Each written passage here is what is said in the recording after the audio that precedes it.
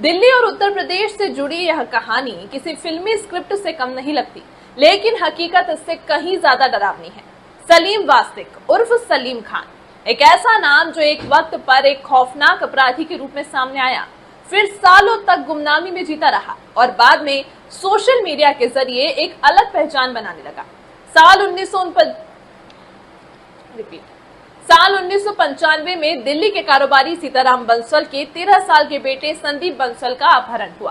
परिवार से फिरौती मांगी गई, लेकिन रकम न मिलने पर बच्चे की हत्या कर दी गई।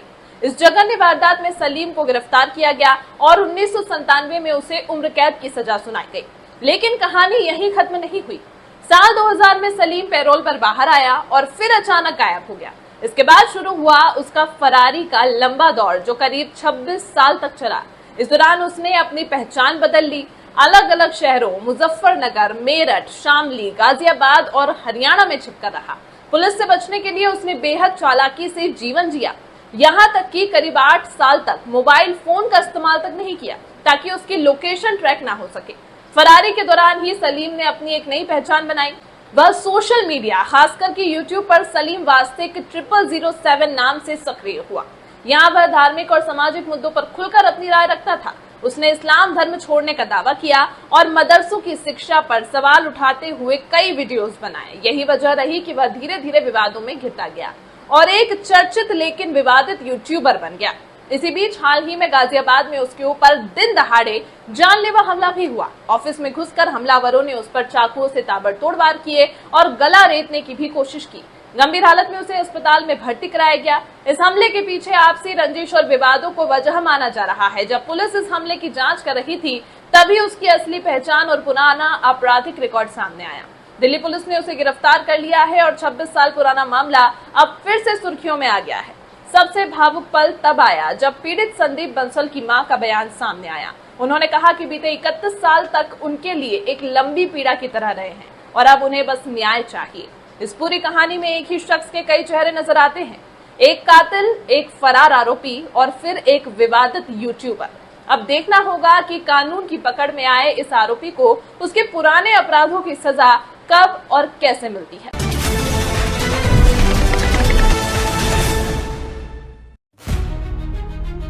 ये सलीम खान है, जो बीते कई सालों से एक्स मुस्लिम सलीम वास्तिक बनकर रह रहा था। सलीम वास्तिक के वीडियो अक्सर सोशल मीडिया पर सुर्खियां बटोरते थे।